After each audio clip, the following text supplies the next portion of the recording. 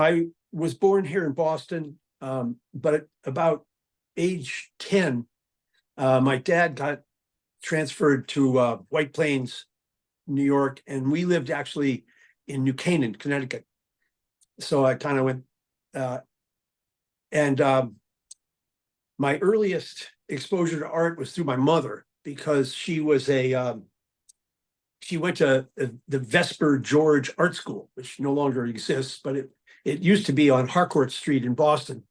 And she had a lot of energy, and she really knew how to draw. I mean, she was shortly after graduation, she was in her mid to late 20s. She got a cover for Time magazine, illustrating a Van de Graaff generator, which was a big deal. But she got married, and she realized that the really plum graphic design jobs were going to go to the boys, not to the girls. And she went into flower arranging. She became a nationally known flower judge, Garden Club of America.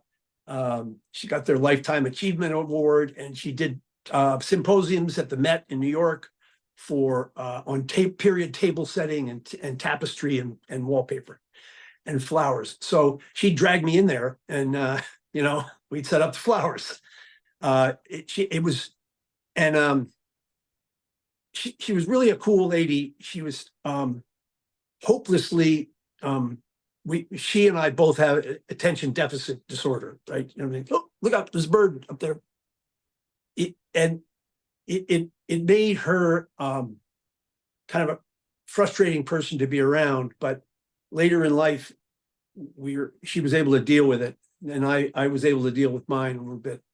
But the one good story was that when my brother and I were both about 30, 32, my brother became a filmmaker, and I had switched to photography. And my dad took us out to dinners, and he said, hey, I sent you guys to good private schools, and my brother went to Yale, and I was hoping you guys would be investment bankers or lawyers or something.